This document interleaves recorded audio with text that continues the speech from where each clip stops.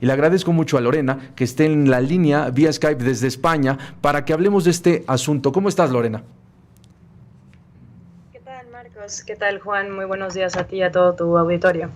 Pues sí, cuéntanos un poco de lo que tú estudiaste y de lo que podría venir para México en caso de que se declare esto una pandemia y qué es lo que actualmente se tiene en esta estructura que tú hiciste, el análisis legal de lo que podría suceder y cómo enfrentarlo. Mira, bueno, yo estudié la licenciatura en Derecho en el ITAM y bueno, la verdad es que todo este proyecto surge de que, bueno, yo me dedico al área del derecho a la salud principalmente, es, bueno, mi área de investigación y bueno, este proyecto surgió a raíz de que, eh, dada la experiencia en el 2009, como justo acabas de mencionar, con la pandemia de H1N1, que desafortunadamente y lamentablemente comenzó en México, fue la primera pandemia del siglo XXI que la OMS, de la cual la OMS emitió una alerta. Entonces, bueno, de ahí surge todo mi proyecto de tratar de investigar cuáles son, si bien es cierto que existen en la legislación mexicana en materia de salud y los médicos tienen protocolos de actuación médica, lo cierto es que en el 2009 tuvimos muchos problemas para poder generar un protocolo integral. Es decir, no solamente saber cómo atacar las pandemias en el área médica, cómo atender médicamente el problema, la enfermedad, sino que no sabíamos cómo contener de mejor manera para evitar que se esparciera, como terminó ocurriendo en todo el mundo y en varios países esta enfermedad. Y bueno, el problema básicamente que yo identifico es precisamente que las facultades, nuestro ordenamiento jurídico, pues está repartido y las facultades están repartidas por todos lados. Hay acciones que se contemplan en unas leyes, otras acciones en otras leyes. No está claro quiénes tienen que actuar, quiénes tienen la competencia para actuar y, como tú muy bien sabes, para que las autoridades mexicanas tengan las facultades de poder incluso invadir, porque estamos hablando aquí de una invasión incluso de derechos humanos, pues tienen que tener un fundamento jurídico su actuar. Entonces, pues es importante que todas estas, existe un protocolo, ¿no?, definido, claro, que nos diga quién tiene que actuar, en qué momentos, con qué acciones. Porque si no hay, pues pasa lo que nos pasó exactamente en el 2009, que México fue el cultivo perfecto para que pues surgiera una pandemia, la primera pandemia del siglo, y pues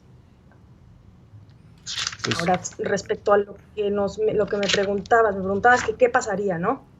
¿cuál sería en la actualidad? ¿Se ha avanzado o no? Tú has dado seguimiento, supongo, ya que lo estudiaste de inicio. ¿Se ha avanzado o no en esta falta de claridad que se tenía desde el 2009? ¿O cuál es el escenario actual? Pues mira, la verdad es que no se ha avanzado absolutamente nada. De hecho, este libro sale en enero del año pasado. Entonces, quizá el cambio y la transición de gobierno en México no ha permitido que se haga un desarrollo mejor y una revisión mejor y una legislación mejor. Entonces, bueno, lo que tenemos de ventaja actualmente en el panorama que se nos plantea ahorita, pues es el hecho de que tenemos el tiempo suficiente. No surge en México la emergencia sanitaria, entonces tenemos el tiempo suficiente y lo hemos tenido afortunadamente para poder ir delineando qué acciones tomar, cómo ir atacando el problema y de cierto modo cómo evitar que llegue este problema a México. Ya tenemos casos en Estados Unidos, Canadá y me parece ser que hoy anunciaron que hay un caso en Argentina. Entonces, ya está en el continente americano, lo tenemos muy cerca y creo que tenemos el tiempo suficiente para poder evitar la mayor cantidad de muertes en México. En el 2009 desafortunadamente no tuvimos esa oportunidad, nos agarró por la espalda la enfermedad y bueno, actualmente tenemos solamente justo lo que establezco en el libro, no se han hecho reformas, no se han hecho cambios, seguimos teniendo los mismos órganos y las mismas autoridades sanitarias, sin claros protocolos de actuar. Médicamente, el sistema sanitario médico y sus protocolos de actuación médica son bastante buenos, ellos saben cómo atacar las enfermedades, pero las autoridades no. Y es que no solamente es un tema de que tenga que actuar la Secretaría de Salud, que es la autoridad máxima, sería conforme a la Constitución, la autoridad máxima en estos casos de emergencia sanitaria sería la Secretaría de Salud, sino que tendría que hacerse un protocolo conexo, un protocolo de actuación que involucrara a otras autoridades, no solamente la Secretaría de Salud, sino a la Secretaría de Educación Pública. ¿Qué haces con las escuelas? ¿Suspendes clases? ¿Cómo las suspendes? ¿O simplemente basta con que los niños lleven un cubrebocas? Todas estas pautas tendrían que irse marcando. Suspendes trabajos, limitas la libertad de tránsito. Esto sería en caso de que llegase a México. Como actualmente no ha llegado a México, estos protocolos tienen que irse desarrollando. Lo próximo o lo más sensato sería que las siguientes acciones, y que creo que desde mi punto de vista se han venido realizando de una manera correcta, de una manera bastante adecuada. Tan es así que por eso no ha llegado la enfermedad a México. Se han tenido 10 casos, de los cuales afortunadamente se han descartado.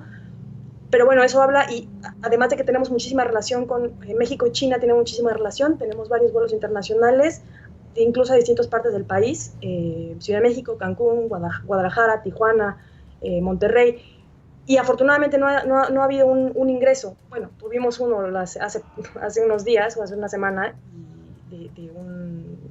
de un connacional chino que, bueno, después voló. Que viajó y dio vueltas por toda la ciudad, ¿no? Y que después fue confirmada su infección. Efectivamente, fue confirmada su infección en Los Ángeles. Pero bueno, a veces es complicado que no se te cuele uno u otro paciente, sobre todo porque el periodo de incubación de este tipo de enfermedades infectocontagiosas no te permite de primera mano saber quién está infectado o quién no. Pero sí, lo cierto es que van casi 30,000 casos, van bastantes enfermedades comparadas con las que se tuvieron en el 2009, lo cual habla de una muy buena salud en el sistema, o al menos de las acciones que se están tomando por parte del gobierno para que no ingrese la enfermedad a México. Ahora, del 2009 al 2018, que es cuando publicas tu investigación, tu revisión, dices no se ha avanzado nada, pero también planteas justo ahora que todavía hay tiempo, es decir, ya la emergencia está declarada por la OMS. ¿Crees que todavía México puede salvar la situación y replantear este esquema que tú dices está desactualizado, es poco claro y además no tiene bien definido quién reacciona y cómo, más que la Secretaría de Salud, pero no están delimitados estos procesos que planteas de una manera muy clara? Todavía hay tiempo, se debe actuar ya, sería inmediata la situación, ¿no? Claro, y sabes que también tenemos, nuestro andamiaje jurídico, las acciones las tenemos acciones, tenemos una estructura organizacional en México que nos permite, y que es bastante avanzado, y que sí nos permitiría hacer frente bastante bien a una crisis como la que se nos avecina probablemente. Solamente es una cuestión de poner orden. Los instrumentos están en la legislación, solo es una cuestión de poner orden, que se haga una revisión, un equipo especializado. Tenemos órganos que se dedican incluso a eso. Tenemos el Consejo de Salubridad General, está el Comité Nacional en Seguridad de Salud, que podrían perfectamente bien, son órganos técnicos especializados en seguridad nacional, en materia de salud y en salud, en materia de emergencias sanitarias. Entonces, estos órganos solo es cuestión de que se reúnan, empiecen a establecer qué tenemos, qué no tenemos, y lo que no tenemos vamos a implementar algún mecanismo. De hecho, estos órganos, dado que son, digamos, extraordinarios, por ejemplo, el Consejo de Salubridad General tiene facultades algunas extraordinarias. No es una Secretaría de Estado, pero depende del presidente de la República, y además también haya su fundamento en la Constitución al mismo nivel que la Secretaría de Salud. Entonces tiene unas facultades de poder revisar y proponer y hacer propuestas de reformas rápidas, precisamente porque este tipo de mecanismos necesitan acciones inmediatas. Entonces las posibilidades las tenemos, están allí, es una cuestión de prestar mucha atención, armar equipos técnicos y especializados que establezcan un protocolo, pero un protocolo completo, no solamente de la Secretaría de Salud, sino un protocolo que involucre educación, trabajo, relaciones exteriores, y sepan de cada uno de esos transportes, comunicaciones y transportes, cada una de esas dependencias, cómo va a coadyuvar a poder hacer frente a una de estas emergencias sanitarias.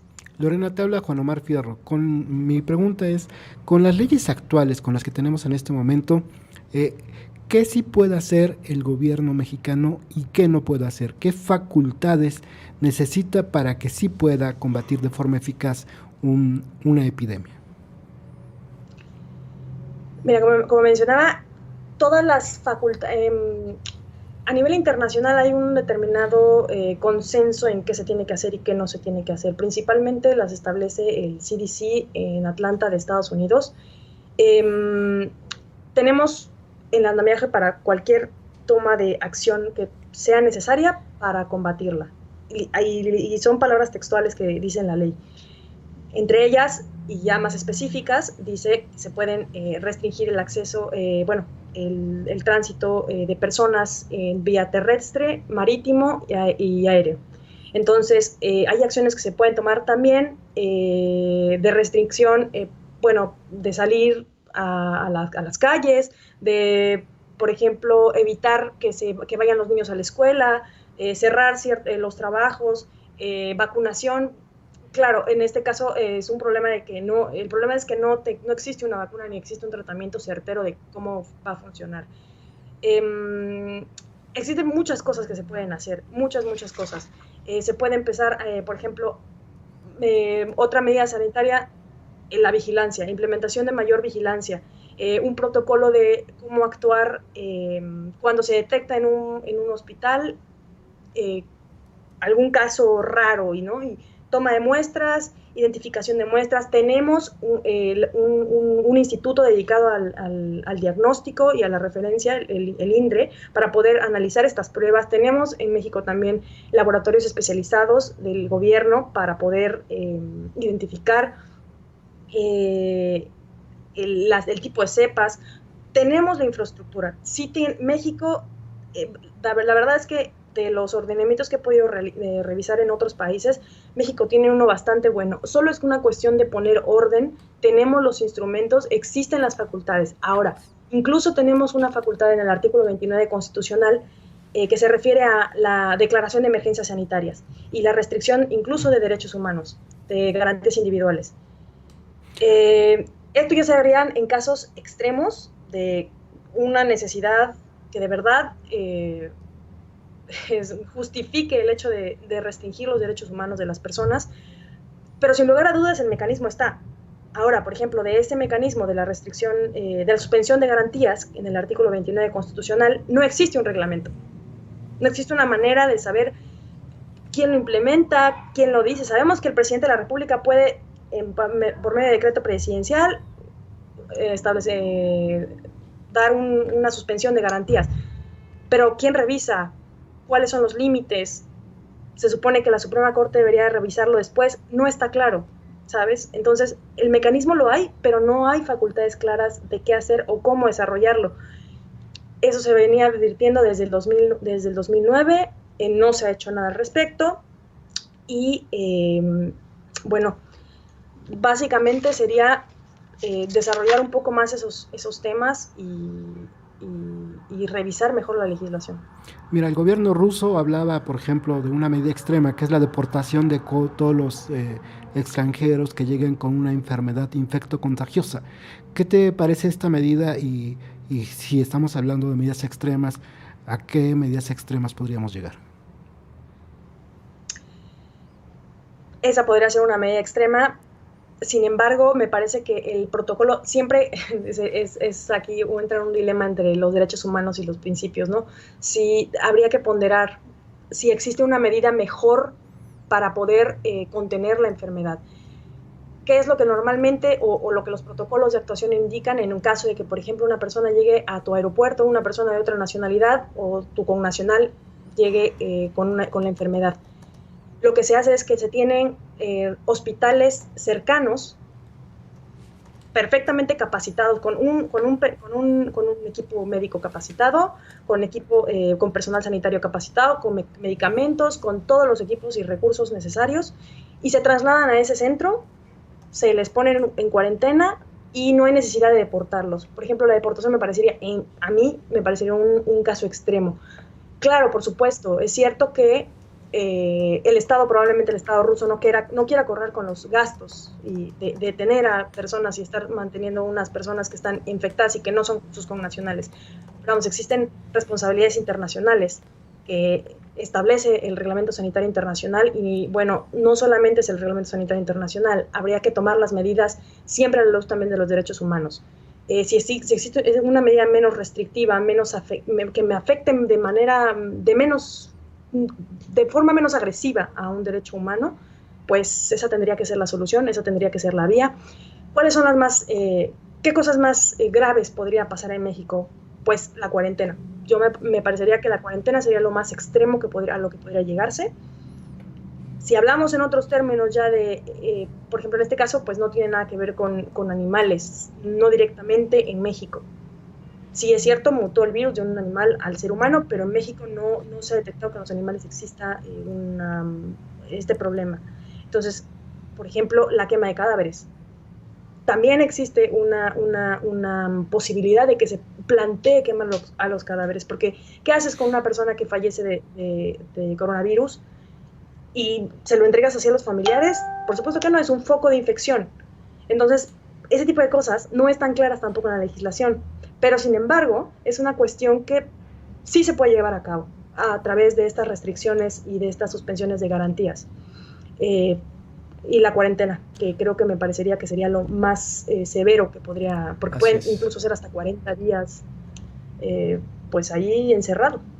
Pues sí, Lorena, como tú dices, son medidas extremas que habría que, como tú dices, poner manos a la obra de manera inmediata para resolver esta falta de claridad que tú nos mencionas. Te agradezco mucho que hayas estado con nosotros y sin duda estaremos consultándote pues más adelante y en los días que vengan conforme avance esta contingencia, esta emergencia de salud que ya fue declarada. Falta ver si la OMS declarará la pandemia, declarará un estado en el que ya esto ascienda a pandemia. Y pues te pido que sigamos en contacto, si te parece. Claro que sí. Muchas gracias, Lorena.